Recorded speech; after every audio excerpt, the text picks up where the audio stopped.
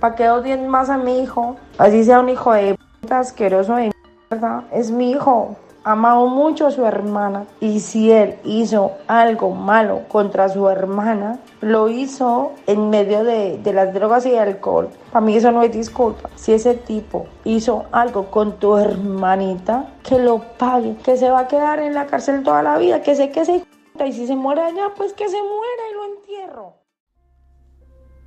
El audio que acaban de escuchar fue grabado por una mujer llamada Sandra, cuyo hijo Carlos Andrés Bustamante fue acusado de un delito violento.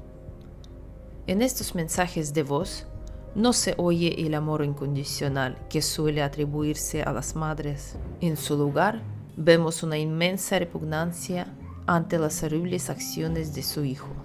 Pero, ¿qué pudo provocar tal reacción en la mujer que le dio la vida? Para responder a esa pregunta, les invito a quedarse hasta el final de este vídeo, donde profundizamos en la historia de un crimen horrendo. Nancy Paula Reyes García nació el 3 de abril de 1991 en la aldea de Granadas, al suroeste de Guatemala. Era la segunda de los 5 hijos de Jorge Reyes y Prudencia García. Nancy estudió Administración de Empresas en una consultora de una gran ciudad donde se encuentran las principales universidades de la región. Al mismo tiempo, trabajó en un supermercado de la misma ciudad durante 6 años. Mientras vivía en Quetzaltenango, dio a luz a 2 hijas de un hombre cuya identidad no se ha revelado. Según Danielson, uno de sus hermanos menores, Nancy era una chica tranquila, alegre y trabajadora. Tenía poco más de 20 años y estaba llena de ambiciones, deseando de ampliar sus oportunidades. A pesar de que la chica se había graduado en la universidad, no conseguía encontrar un trabajo bien remunerado y se encontraba en un callejón sin salida, sin entender qué hacer a continuación. Por esa etapa de la vida pasa un gran número de personas, y muchas de ellas se rinden, siguen con un trabajo que no les gusta o se deslizan por la espiral, ya que no ven otra salida. La hermana mayor de Nancy se mudó a Estados Unidos y la chica decidió seguir su ejemplo. Sin embargo, quería evitar el riesgo de cruzar la frontera entre México y Estados Unidos, así que decidió trasladarse a España. Decidida a llevar a cabo esta idea, le dijo a su madre que ella misma pagaría el viaje e encontraría trabajo al llegar. Para ello, ahorró todo el dinero que pudo y tras varios años de duro trabajo, Nancy por fin compró un billete. Y en junio de 2018, con 27 años, tras hacerse última foto con sus padres y su hermano Danielson frente al aeropuerto, voló a España. Tras pasar año y medio en el país europeo, en diciembre de 2019, Nancy se instaló en la Ciudad Real, capital de la provincia homónima al sur de Madrid. Allí se ganaba la vida limpiando casas y cuidando ancianos. La mayor parte de sus ingresos se destinaban a mantener a sus 2 hijas, que en año 2019 tenían 3 y 6 años y permanecían en Guatemala con sus abuelos. El dinero que Nancy enviaba cada mes incluso permitieron a sus padres hacer reformas en su casa. Las cosas le iban muy bien a la joven guatemalteca. Encontró estabilidad en un nuevo país, pero también pudo mantener a su familia a 8.600 kilómetros de distancia. A principios de 2020, Nancy conoció a un hombre llamado Carlos Andrés Bustamante, inmigrante colombiano, y en marzo comenzaron una relación. Después, con la llegada de las pandémicas medidas de aislamiento social, empezaron a vivir juntos. Aunque Nancy y Carlos llevaban poco tiempo juntos, vivían con normalidad y ella era feliz en su nuevo entorno. Al menos eso le parecía a Danielson, que también vivía en el Ciudad Real y estaba en contacto permanente con su hermana mayor. Unos meses más tarde, en agosto de 2020, Nancy, en busca de alcanzar nuevas metas, decidió mudarse con Carlos a Santander. Al parecer, el motivo del traslado al extremo norte de España era encontrar un trabajo mejor. El 9 de agosto se instalaron en un piso de alquiler que les preparó Sandra, la madre de Carlos. El cambio de residencia coincidió con la feliz noticia de que Nancy estaba embarazada de 3 meses. Desgraciadamente, al mismo tiempo que su relación se consolidaba con el tiempo, empezaron a surgir problemas. Un día, mientras Nancy mantenía una videollamada con sus padres, estos oyeron que Carlos le gritaba preguntándole con quién hablaba. Ella le contestó inmediatamente que era su padre, pero hubo otro incidente aún más inquietante. Esta vez, Nancy estaba hablando por teléfono con su tío, que vivía en Estados Unidos. Al verlo, Carlos se acercó de repente, le arrebató el móvil violentamente por celos y le preguntó con quién hablaba. Cuando ella dijo que era el tío, él pareció calmarse y le devolvió el teléfono. Sin embargo, el hombre seguía visiblemente enfadado. Tras esta conversación, Nancy envió la foto de Carlos a su tío y le dijo que si le pasaba algo, sería culpa de su novio. Debido a situaciones como esta, la madre de Nancy empezó a preocuparse por la seguridad de su hija. Cuando le preguntó al respecto en una conversación telefónica el 19 de agosto de 2020, Nancy no hizo más que confirmar sus sospechas. La joven de 29 años le dijo a su madre que iba a romper con Carlos porque era muy celoso y demasiado controlador con ella. Al día siguiente, 20 de agosto, Nancy debía llamar a su madre, pero no lo hizo, y conociendo la situación de su pareja, se puso en contacto con Danielson y Jorge Aníbal, los hermanos de la mujer, que también se encontraban en España, y les pidió que llamaran a Nancy. Danielson la llamaba y escribía siempre con el mismo resultado. No respondía. Este comportamiento no era normal para Nancy, ya que estaba acostumbrada a mantener un contacto constante con su familia. Tampoco pudieron localizar a Carlos. No respondía a sus llamadas ni a sus mensajes de texto. Cuando pasaron 5 días sin noticias de Nancy ni de su pareja Carlos, Danielson, que vivía en Ciudad Real, intentó encontrar un contacto alternativo y decidió hablar con Sandra, la madre de Carlos.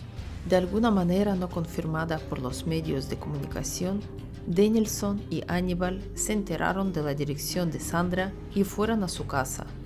Al verlos, según contaron más tarde, la mujer cayó de rodillas y les dijo entre lágrimas que creía que algo malo le había pasado a Nancy y que no estaba viva. La noche del 26 de agosto ocurrió algo extraño. Carlos Andrés se puso en contacto con Danielson a través de las redes sociales. En sus mensajes le dijo que desde hacía 8 días no sabía nada de Nancy Paula, que salió a trabajar y ya no volvió. También le dijo que estaba preocupado porque ella estaba embarazada de 3 meses, algo que nadie de la familia sabía. Pero había algo en su relato que a Danielson no cuadraba. Sin embargo, mantuvo la calma, habló con él y le dejó su número de móvil. Al día siguiente, Carlos le llamó para disculparse. También le expresó su tristeza y su preocupación por Nancy. Acordaron ir a Ciudad Real y ahí denunciar conjuntamente su desaparición. La verdad era que Danielson y su familia no confiaban en Carlos. Había mantenido un silencio inquietante y además no les había explicado cuál era el trabajo que había impulsado a Nancy a trasladarse tan lejos. Todo ello les hacía dudar de la veracidad de sus palabras.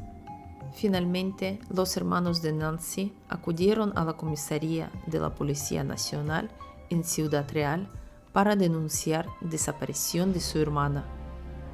Al presentar la denuncia, se enteraron de que había interpuesto otra denuncia Sandra, la madre de Carlos, una mujer que consideran cómplice.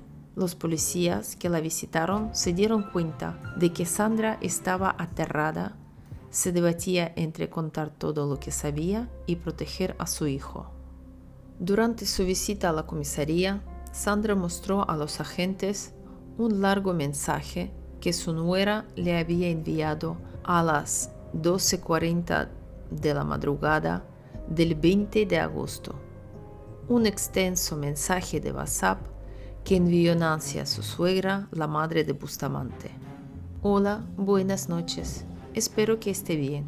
A Carlos no le mandé más dinero, porque él solo toma y le vale un pepino la vida. No puedo con él. Cada vez que trabajo se pone de mal humor y empieza con la peleadera. Un día todo bien y al otro día todo mal. Ando arrastrada, sin dinero, porque no me deja trabajar en paz. Cualquier día de estos lo dejo tirado. Ya no hay respeto. No voy a permitir que me toques más. Voy a llamar a la policía y voy a pedir una orden de alejamiento. Ya me tiene harta por todo. No quiero terminar muerta, ni él en la cárcel. Acá es mejor terminar, porque un día de estos terminará matándome. Sandra también añadió detalles sobre la vida de Nancy, que de ser ciertos podrían aportar más datos sobre la situación de su nuera maltratada. Reveló que la joven no era una simple criada como pensaban sus familiares y que su principal fuente de ingresos era como trabajadora sexual.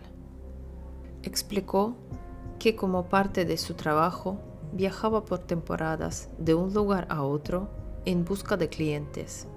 Por eso se había ido con su hijo a Santander ese mes de agosto. Explicó que el problema de su hijo Carlos es que bebía mucho y se drogaba, y entonces se ponía muy violento e incluso se encaraba con los clientes que su nuera recibía en casa, en un piso de la calle Morería de Ciudad Real, y también creía que le pegaba a Nancy. Las policías de Santander y Madrid empezaron a investigar la desaparición de Nancy. Durante estos días recibí un mensaje en el número de mi hija. En él informaba de su madre de que la llamaría más tarde. El mensaje confundía a la mujer porque no sabía leer. Por eso se comunicaban únicamente a través de llamadas de audio y vídeo. Los familiares tenían sospechas sobre Carlos y lo que la investigación policial reveló sobre su pasado los confirmó.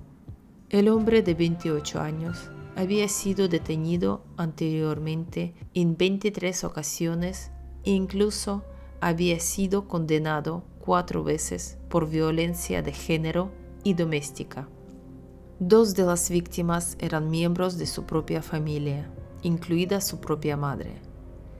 Esto explica la actitud angustiada de Sandra durante su declaración ante la policía. Seguía temiendo por su hijo, pero al mismo tiempo temía por la vida de su nuera. Pocos días después de que Sandra acudiera a la policía, los hermanos de Nancy mostraron a los investigadores una grabación de audio en la que la madre del sospechoso le insulta, pero al mismo tiempo dice que quiere a su pareja. Esta grabación era indicativa de conflicto interno de Sandra, que seguía sintiendo algo por su hijo a pesar de su traumatizada historia, para que sufrieran más, para que odiaran más a mi hijo, aunque sea un sucio hijo de puta. Él es mi hijo. Quería mucho a su novia y si hizo algo malo, lo hizo bajo los efectos de las drogas, del alcohol. Para mí eso no es excusa. Si le hizo algo, que pague por ello, que vaya a prisión por el resto de su vida. Y si muere ahí, lo enterraré yo mismo. Sandra también presentó a la policía otro mensaje de texto, esta vez enviado por su hijo a las 2 de la mañana el 21 de agosto, un día después de la última comunicación de Nancy con su familia, cuando se supone que ella la había descuartizado y tirado sus restos. En este mensaje, Carlos informaba a su madre de que la joven con el bebé había muerto en un accidente de coche. Dadas sus tendencias violentas y el relato de su madre, no es de extrañar que Carlos se convirtiera desde el principio en el principal sospechoso para los investigadores. El 26 de agosto, la policía de Santander, en colaboración con la Comisaría Central de Madrid, comenzó a inspeccionar el piso que la pareja había alquilado y en el que vivía en el momento de su desaparición. Ahí se detectaron restos de sangre y otros rastros biológicos, tanto a simple vista como con la ayuda de luminol. De las 12 manchas de sangre identificadas, las más significativas se encontraron en la cocina y en la pared del cuarto de ducha. Al investigar más a fondo, se hicieron evidentes signos de actividad violenta, aún más espeluznante. En particular, se encontraron restos óseos bajo los desagües del cuarto de baño y de la cocina. En la parte inferior de la cocina encontraron aún más sangre. En el desagüe del cuarto de baño encontraron servilletas cargadas de larvas. El propietario del piso entregó a los agentes una maleta de mujer, ropa y otros objetos que se había dejado en el piso. Entre ellos había un paquete con una etiqueta de color naranja que decía que era un cuchillo de carnicero. Se comprobó que el paquete coincidía con el modelo de una herramienta que se vendía en un mercado chino cercano a la casa. En otro paquete se encontraron guantes con las huellas dactilares de Carlos. El propietario del mercado confirmó posteriormente a la policía que había vendido recientemente un cuchillo para cortar carne, bolsas de basura y un carrito de la compra a un joven hispano con muletas. Esa era la descripción del sospechoso en ese momento. Los restos óseos, embalaje de cuchillo y otras pruebas recogidas en el lugar de los hechos indicaban que en el piso de la pareja se había cometido un crimen violento, con la desaparecida Nancy como víctima y su novio Carlos Bustamante como autor del crimen. A partir de ese momento, los investigadores se centraron en resolver las dos cuestiones principales del caso: ¿dónde está el sospechoso y qué hizo con los restos de la mujer? No tardaron mucho en averiguar lo primero. El 27 de agosto, Carlos acudió a una comisaría de Madrid para denunciar la desaparición de Nancy, a la que describía como su novia de compañía. Al día siguiente, 28 de agosto, fue detenido como sospechoso de estar implicado en la desaparición de Nancy. En el momento de su detención, llevaba consigo joyas de Nancy y presentaba numerosos arañazos en las manos, lo que llamó inmediatamente la atención de la policía. La hipótesis de los investigadores era la siguiente: entre el 20 y el 21 de agosto de 2020, Carlos acabó brutalmente con la vida de Nancy. A continuación, supuestamente descuartizó su cuerpo para introducirlo en un carro de la compra, que luego utilizó para sacar los restos del piso. Los agentes de policía buscaron en los desagües, examinaron la basura con la ayuda de limpiadores, e incluso examinaron el mar cerca del Santander con la ayuda de buzos. Desgraciadamente, estos esfuerzos no aportaron nuevas pistas. La policía que investiga el caso intervino las llamadas telefónicas entre Sandra y Carlos. También rastrearon el teléfono del sospechoso. Con las operaciones pudieron rastrear su viaje del 21 al 27 de agosto. Primero viajó de ida y vuelta entre Santander y Burgos, luego fue a Bilbao, de nuevo a Burgos y finalmente a Madrid. donde presentó una denuncia y posteriormente fue detenido. Otra prueba crucial fue una enorme serie de imágenes de cámaras de vigilancia. Gracias a estas imágenes y a los datos de geolocalización del teléfono móvil de Carlos, los agentes pudieron localizar sus movimientos por Santander tras la desaparición de Nancy. En las imágenes del 20 de agosto se le ve caminando a las 4:30 con las muletas que utilizaba en ese momento hacia el parque del Avaya. Una hora más tarde fue captado cuando regresaba a su domicilio.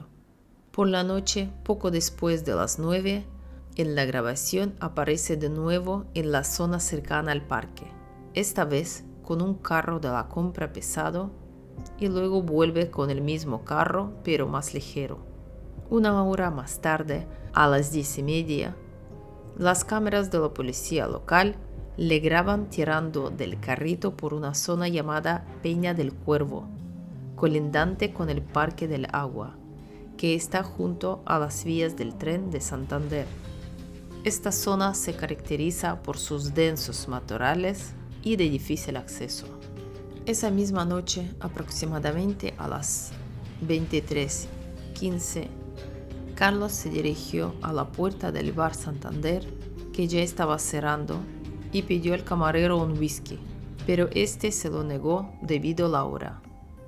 Luego en otro bar, dos camareros le vieron llorando y diciendo que su compañera embarazada había muerto por el COVID en Miami.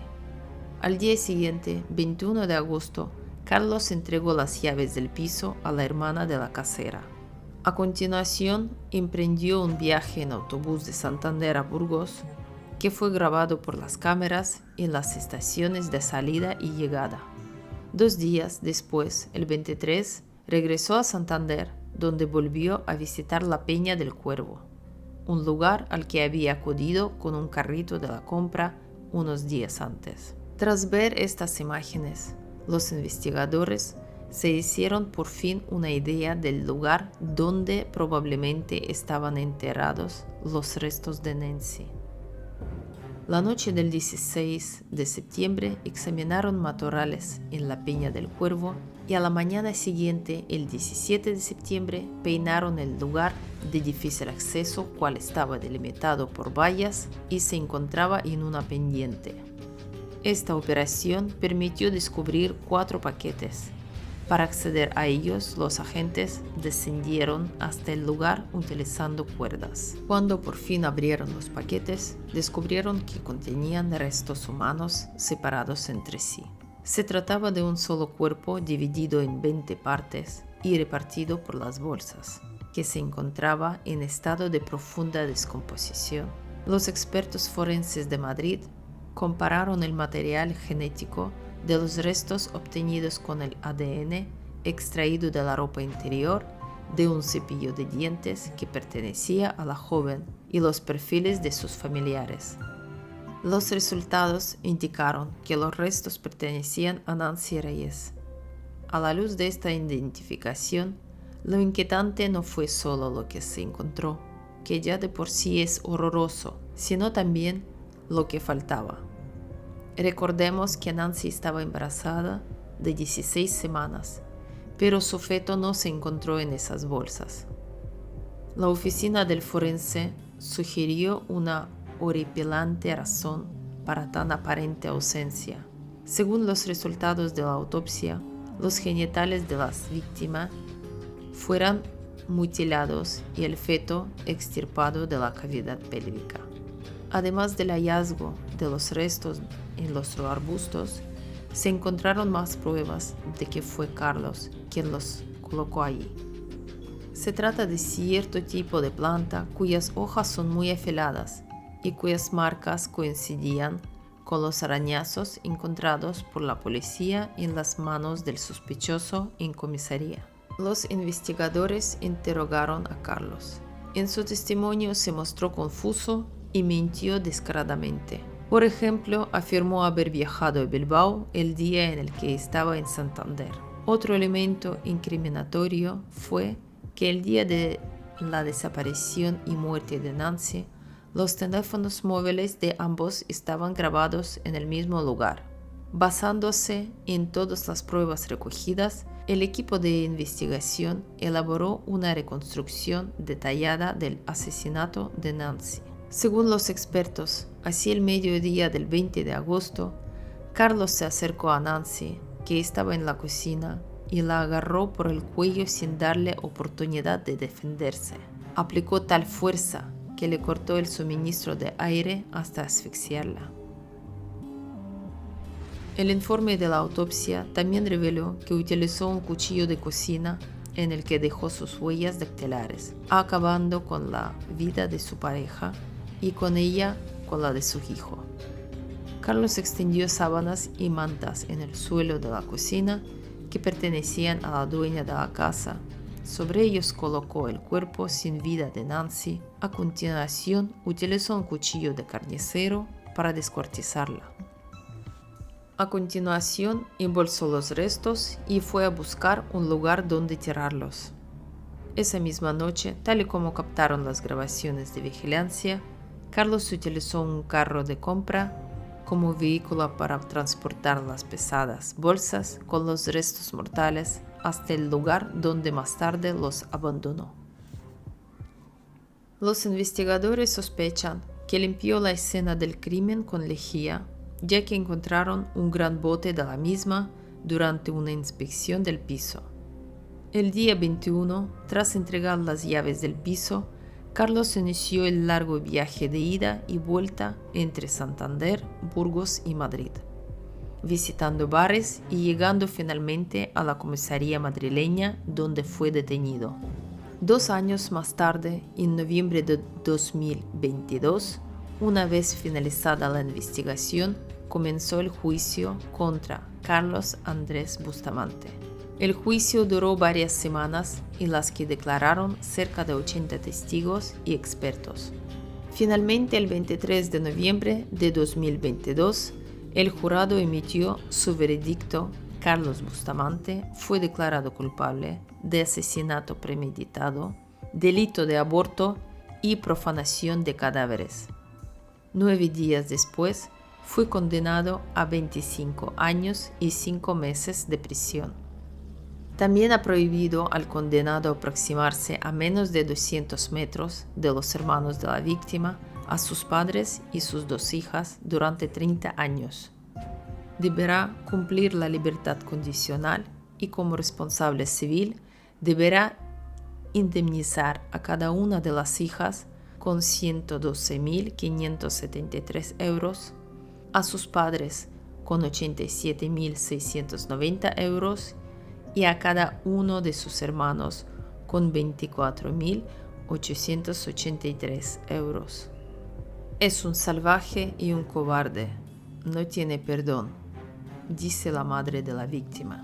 Yo no quiero ir a España porque ahí me matan, asegura una niña de 9 años en la aldea de Granados, al sur de Guatemala, donde el 12 de junio de 2018 se despidió de su madre.